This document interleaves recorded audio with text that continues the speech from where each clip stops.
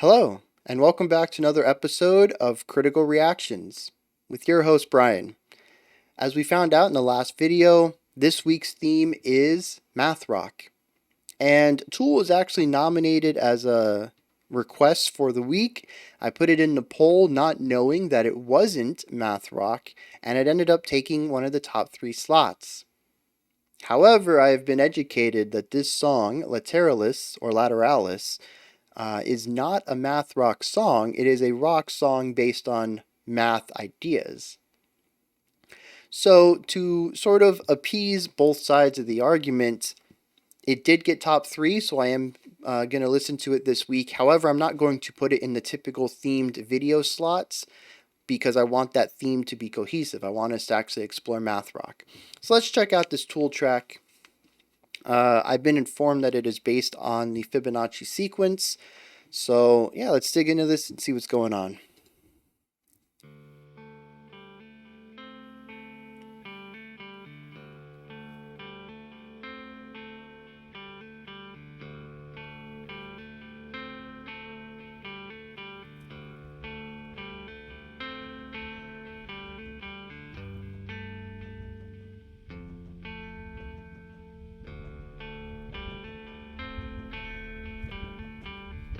It's almost got a little bit of a swing in there. Just a hair. Almost gives it a country vibe more than a jazz vibe.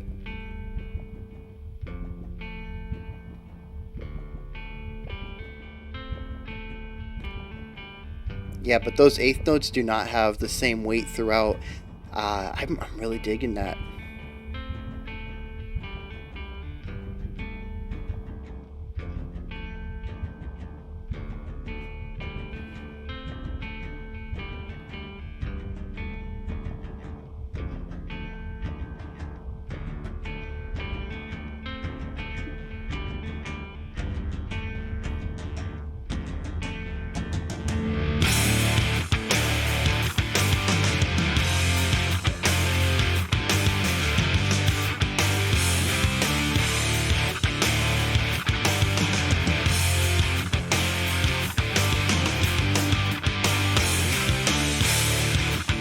Alright, they're all over the place with this meter.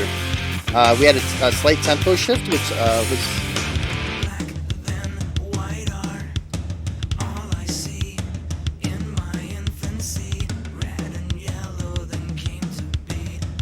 the spatial ideas on the drums and how they're mixed.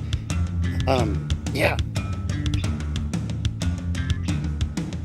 I love how they're adding so much width and flair to that first section, which was just vocals and drums.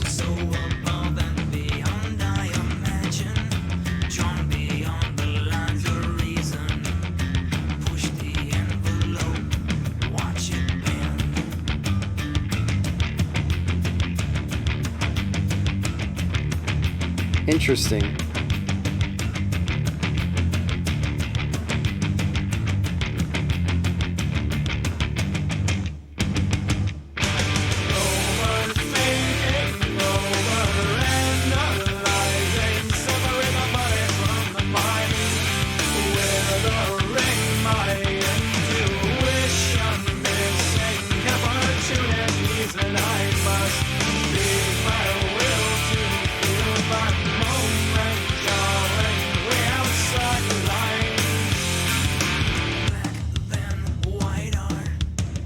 Yeah, so we shift to 3/4 for the chorus. We do an 8-bar passage, you repeat it.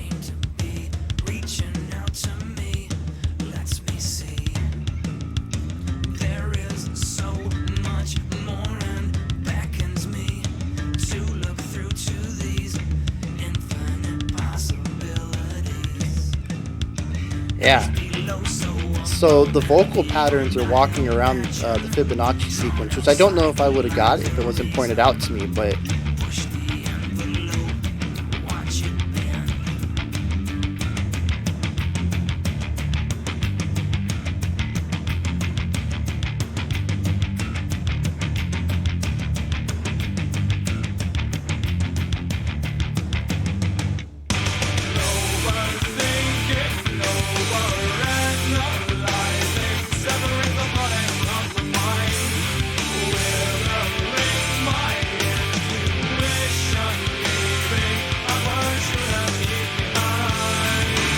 Yeah, really interesting accenting there on bars 7 and 8 that make it feel like we've moved out of the 3/4 when we actually haven't.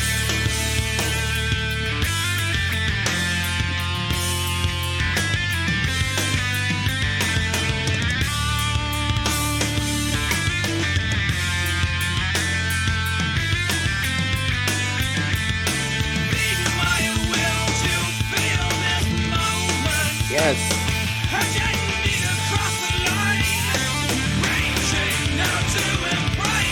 So I said that the chorus shifted to 3, but I'm pretty sure the whole song's written in 3 actually.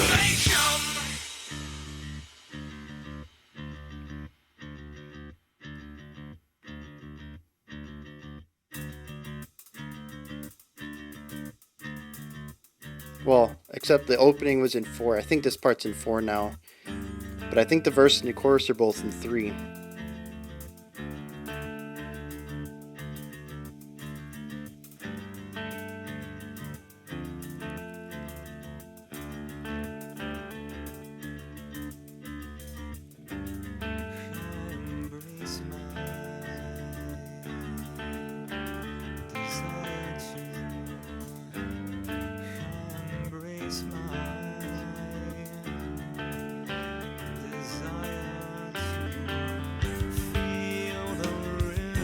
Ooh.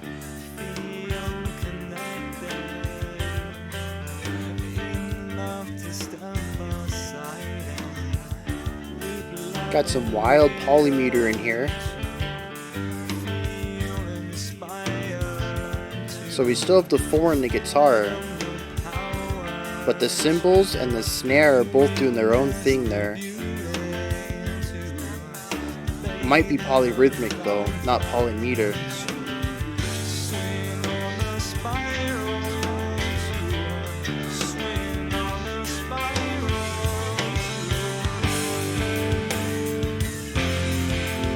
No, the drums are in 3. Yeah, so we got some polymeter going on there.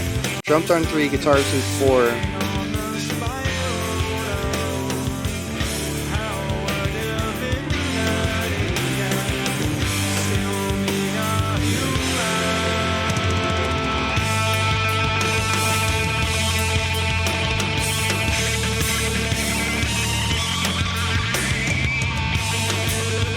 Just building that soundscape, building that atmosphere.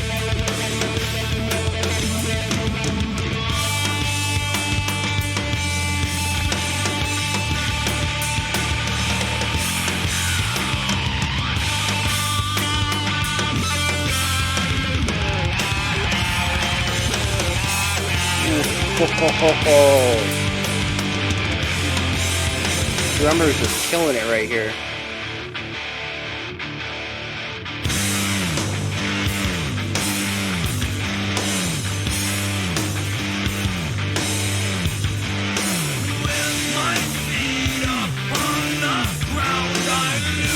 Yeah, so we're taking the chorus idea, but we've kind of flipped it on its head a bit, mix-wise.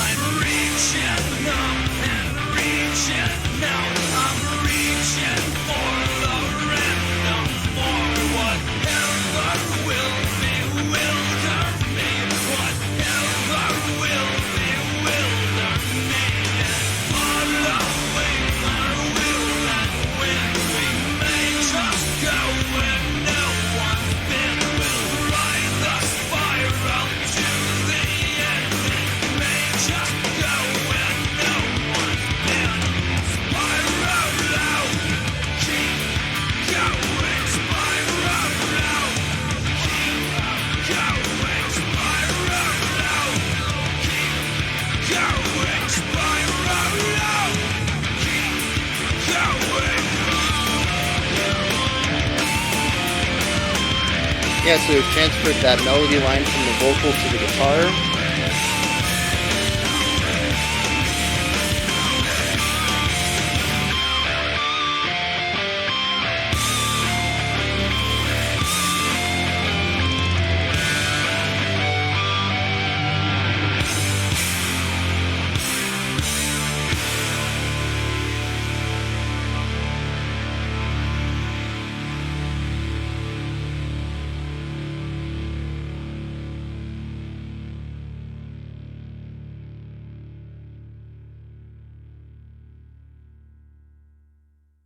Very interesting.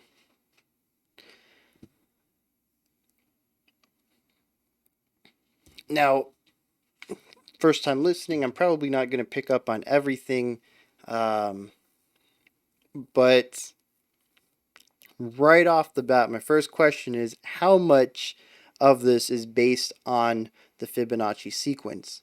Is there something in the vocals that are tying back to the concept or the mathematical pattern? Um, are there things in the instruments that maybe I missed? I didn't hear anything, but the vocals made a point to really put a lot of space between their numerical gaps. So the one syllable, the two syllable, the three syllable, the five syllable, there's a lot of space between those. Um, and it really drew attention to this rhythmic pattern. The rest of the instruments didn't really do that, and it's a possibility that maybe they kind of snuck them in a little more subtly than the vocals did. The vocals kind of, uh, beat you over the head with, "Hey, look, Fibonacci pattern, check it out." Um, but even then, it's utilized in artistically interesting ways rather than utilizing it specifically in the ways of the pattern. Uh, we have the 1 1 3 5 8. Maybe we did the one above 8, which would be 13. I don't remember. But when I noticed it, we were coming back down. I think it was the second time that we hit a vocal part that utilized it. I noticed it when we were coming back down. And we came back down and we stopped on the 3, I think. So it doesn't keep going up like the pattern does. We actually come back down the pattern and we don't resolve it back down to the 1, or I guess technically the 0. So it's not utilized, like I said, specifically in the way of the pattern. It has some artistic elements applied to it. Not that it is pulls away from the fact that it's being utilized, but that is the only part in the entire song, though, that I recognized it.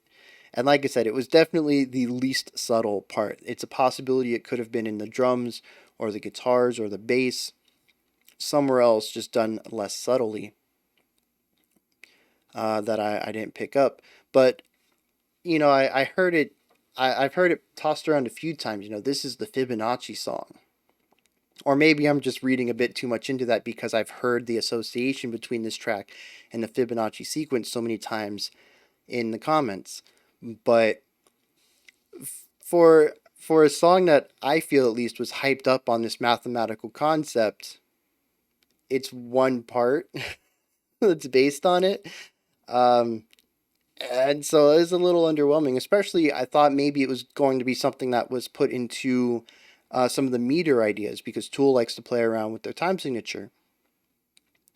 And not that I could tell. The opening part was 4/4. The verse and the chorus were 3/4. Although I do want to make a caveat, I do count that in 3/4, just because that's the way that the chorus feels. However, when we return to this idea in the end of the bridge, and then when we see this through to the end of the song, it's a very similar rhythmic aspect, but I felt that in 6/8 rather than 3/4. So I'd almost say that we could probably retroactively apply that to the beginning, and say that it's at least the chorus was probably in 6/8. But it's 3/4, so we do have the 3 pulse, and the 3 is in the Fibonacci, but the 4 is not. And then we also have 6/8. The 6 is not in Fibonacci, but the 8 is. So, and then you have 4/4, which doesn't fit at all, and it's the intro to the song. So, and then it also shows up in the beginning of the bridge. So, the rhythmic aspect that I kind of associate with being very Tool-like is playing around with the rhythmic qualities and the meter of the song. That doesn't seem to tie in with it either. And I've seen a few comments, and I think this is where this is going to tie in, and why I probably should have understood this going into the song. But I've had a few people tell me, especially when I checked out Numa, that the band writes the tracks first and then the vocalist comes in and puts the vocals over it.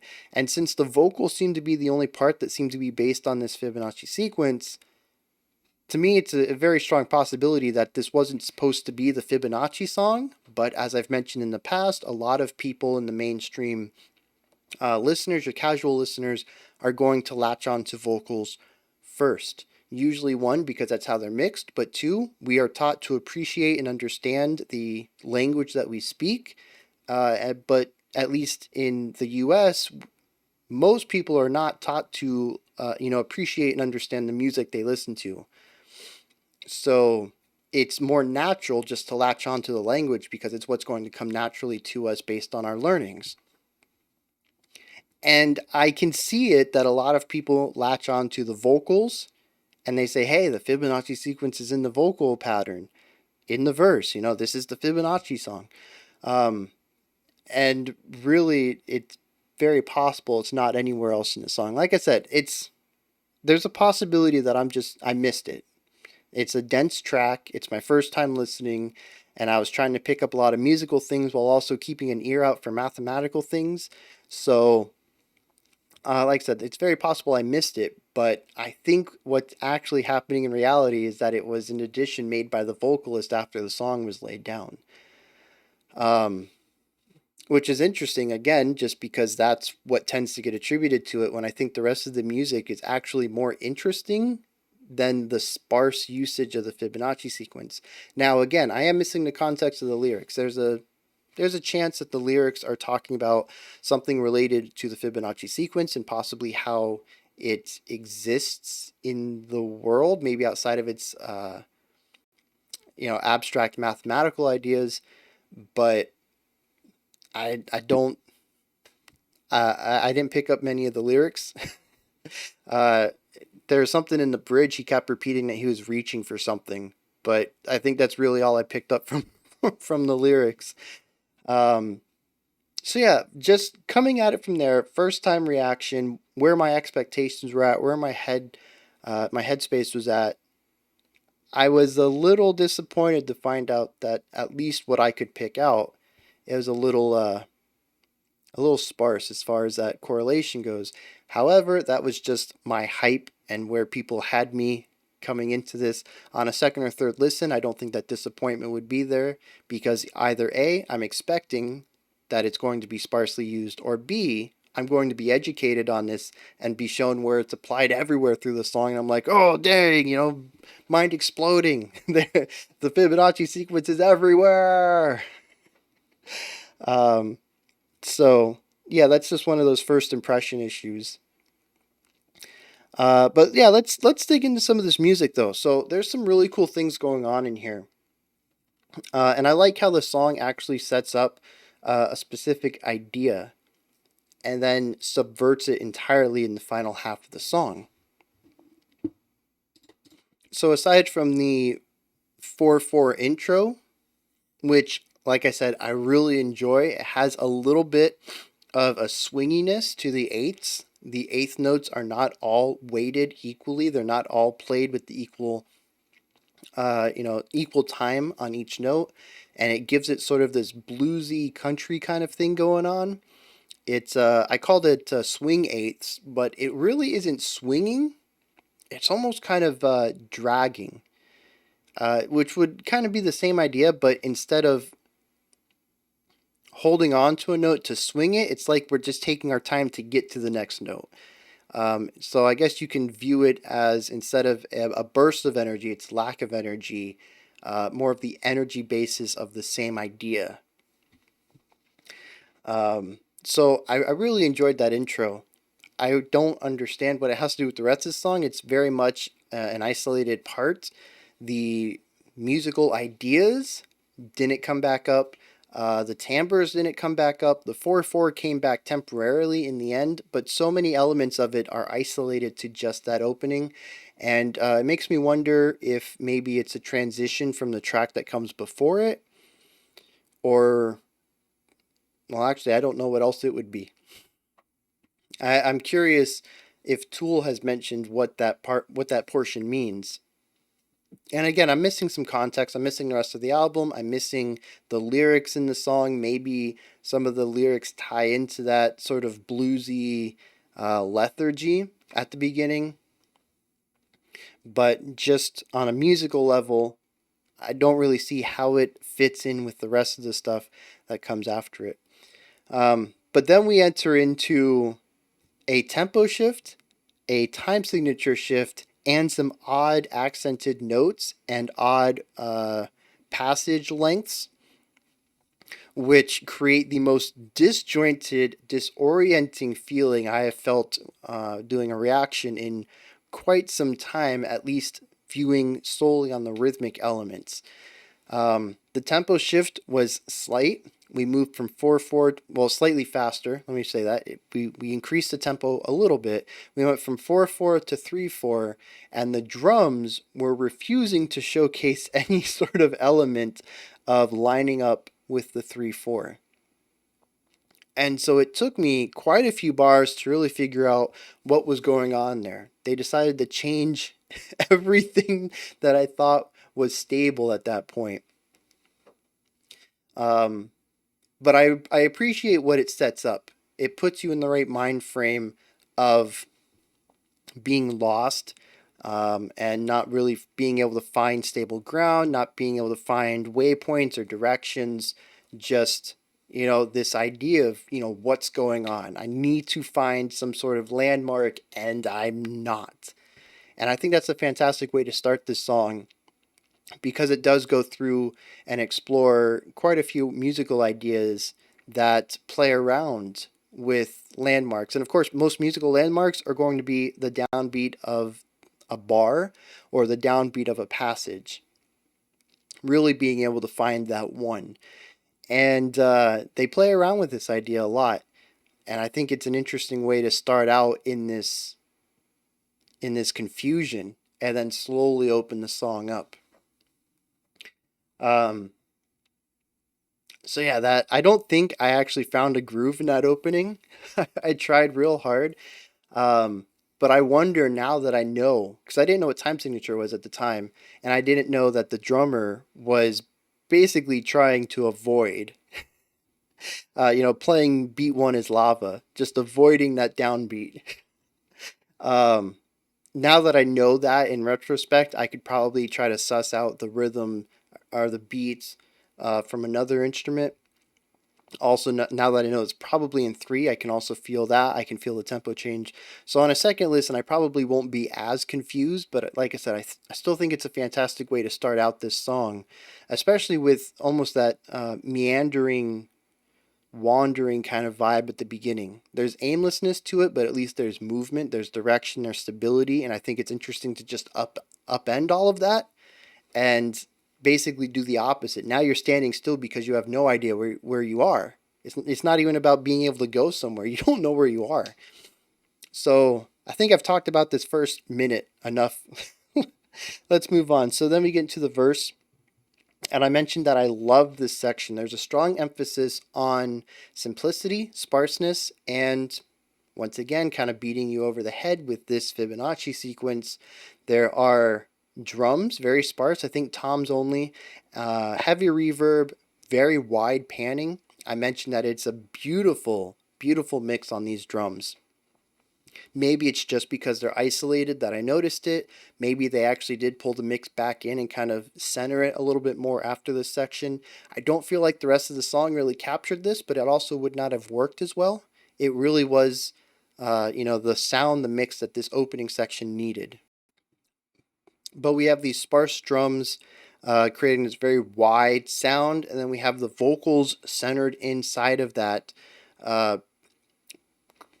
using the Fibonacci sequence to create these groupings of syllables and rising up the numbers. We start with 1 syllable, 3 syllables, 5 syllables, 8 syllables, and like I said, I think we hit the 13. Maybe not. Maybe we stopped at 8, and they come back down.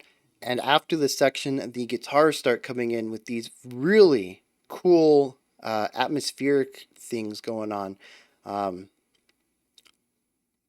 A little bit of the distortion fuzz, a little bit of melody, but mostly really looking at the texture that the guitar is bringing at this point in the song. Now, rhythmically, there's a lot of chaos going on. The drums are kind of doing their own thing. The guitar, I think, is really trying to stay within that 3/4 idea. The vocals are doing their own thing. I don't know if there is even a pattern to the pausing. Sometimes it feels like we'll have, the Fibonacci number worth of syllables and then a short pause. And then we'll have the next set, and then it'll be like this massive pause. And then we'll have a longer set of syllables, and it'll be a short pause again.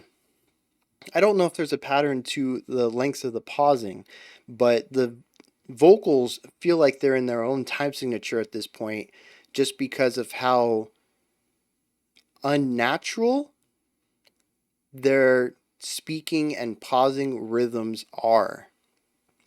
It's not natural to speaking the rhythmic aspects of speaking. It's not really natural to the rhythmic aspects of typical mainstream style singing either. It is very odd, which just ties into everything. We have a lot of rhythmic complexity going on here, and it's very difficult to find the beat. And I think it extends from this opening section of feeling lost and confused until we end up going into the chorus, and there is this very strong 6/8 feel.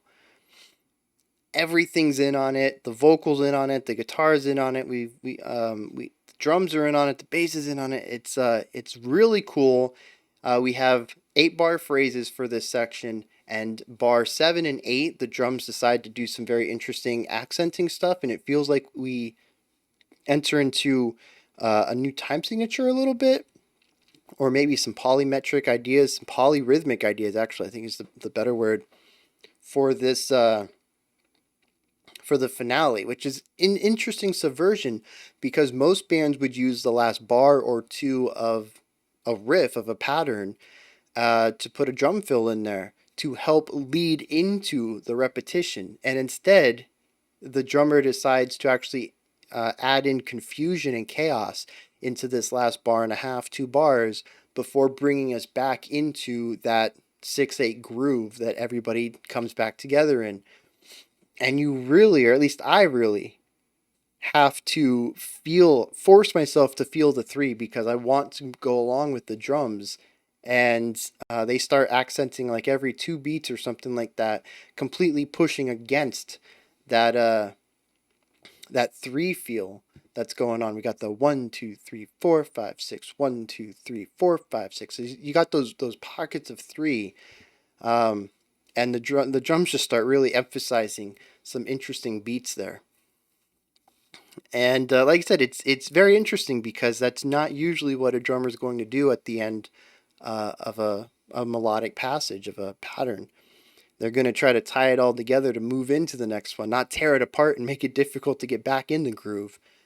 So we see that happen. I think we get 1 repetition. I think we have 16 bars there. And then we go back into the verse, and then we do the chorus again. And then we enter the fun part, the bridge. And I think this is interesting. We go back to a 4/4. And at this point, I thought I had pegged the song as being in 3. At this, I was like, okay, the chorus has this 6/8 feel. I've retroactively applied that to the verse. When we hit the verse the second time, I can kind of feel a 3/4 6/8 kind of idea going on in there. Yeah, I've got the song pegged. We had an isolated incident at the beginning in 4, but the song is in this 3, which is cool. And then they bring the 4 back. And I was like, well, there goes that theory. Where are we going from here? And I think that is an interesting thing to ponder while listening to this track that seems to so far be bent on creating ideas of confusion and feeling lost. Is that we return to this 4/4 bit and the song begins to make some sense for a while. We don't have any strange accents going on in the drums. The guitars are doing a very simple pattern. I think it was guitars at this point. Anyways, the point is that this section began to make musical sense in a more typical fashion of song composition. Um, and then we move from this section back to the 3. We bring back that 6/8 feel. Um, and I apologize if I'm confusing anybody by saying 3 and 6 and kind of using them interchangeably. 6/8 is very much like 3/4, except it has a different feel to it. So you can still fit 6/8 notes in 3/4, but your accented beats are going to be a little different. Because if you were to apply the accented beats of 6/8, which is 1, 2, 3, 4, 5, 6, you would have to do it on the and of 2. So you'd have 1, 2, and 3, 1, 2, and 3. So it's just a different feel, but they're both the exact same pocket of time, as long as the tempo is the same between them. So it is a 6/8, but for some reason my brain keeps telling me it's 3.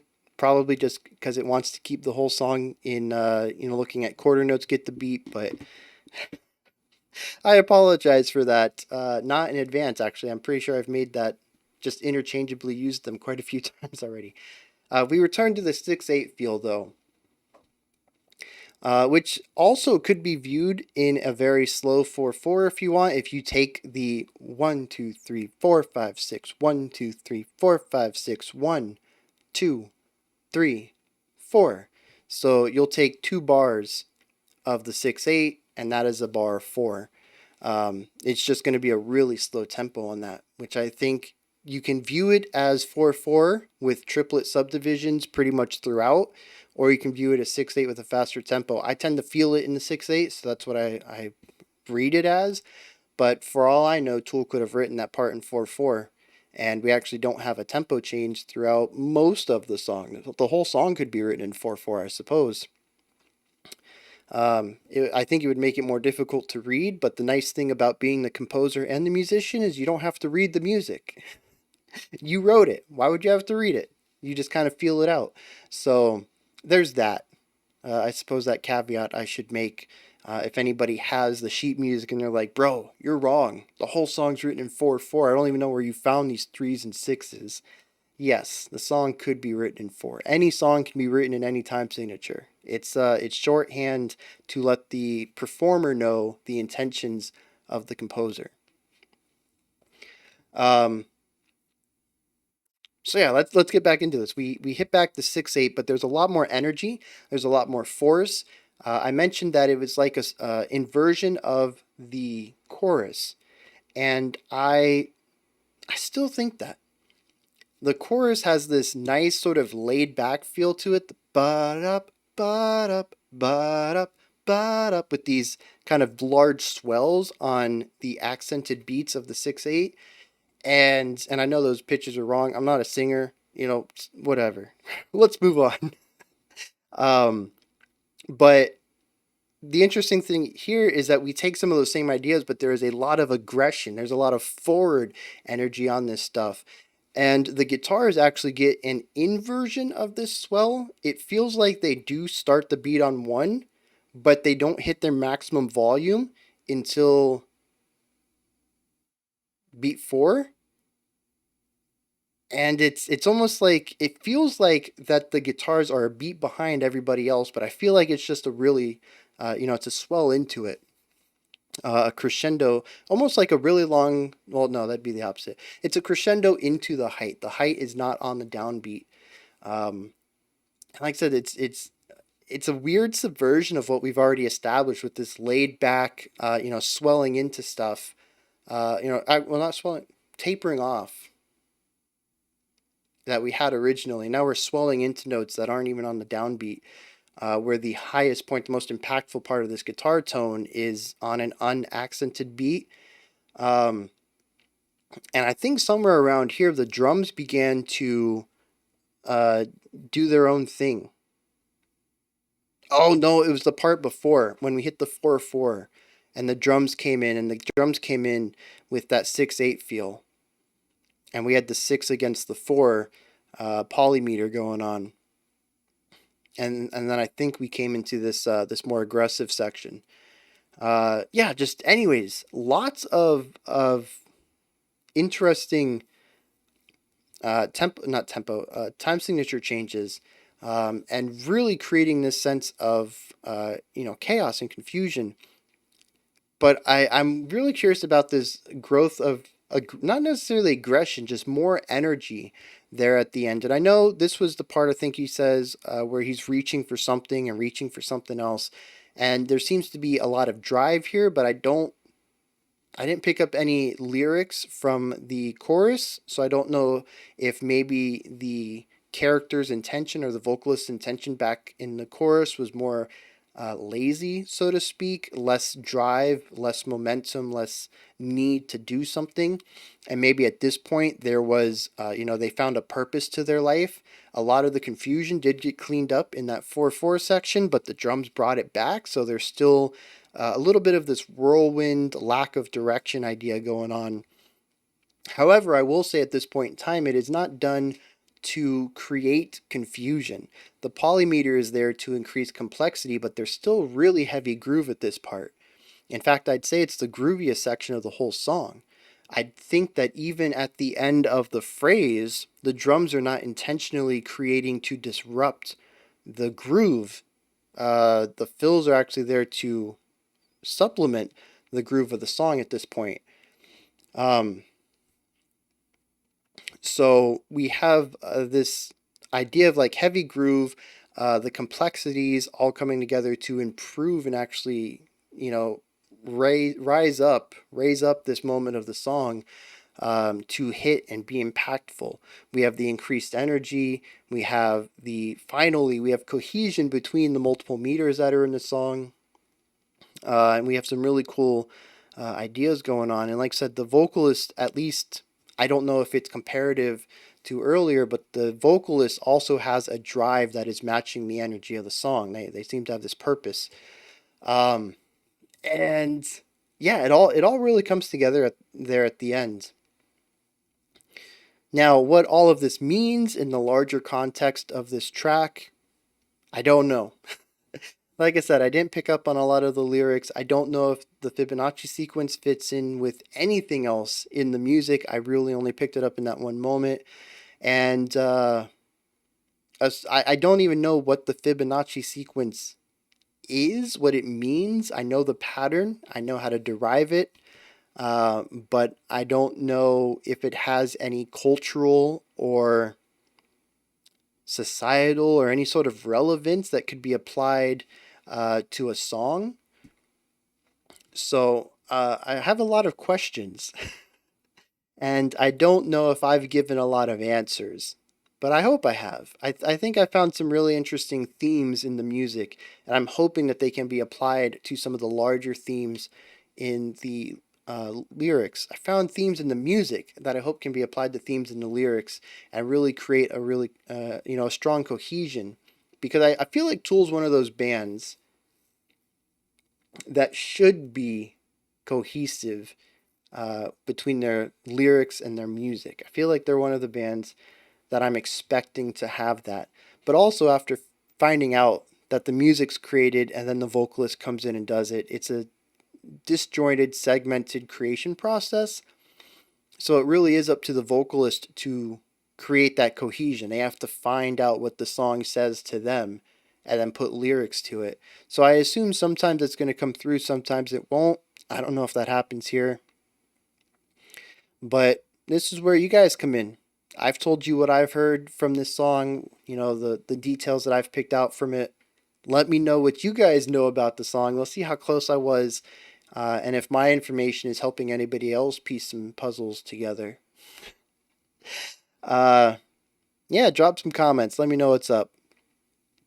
Above the comment section, there's a description box, and there's a link for Linktree, which is a fantastic resource. It takes you to a menu with everything related to the channel. Maybe you want to join the Discord community. Maybe you want to follow me on Twitter, support me through Patreon, whatever you want to do. All those links are in there. Above that, if you could, like, subscribe, and ring the bell. I'll be back tomorrow at 5 p.m. Eastern Standard Time, 9 p.m. UTC. We'll be checking out another math rock track as well as a special selection. It'll be our first one for the week. All right, until next time, remember, be critical but not cynical of the music you listen to, and have a fantastic morning, afternoon, and evening. Or evening. Well, you know what? Have a fantastic day, whatever time it is. And I'll see you guys next time.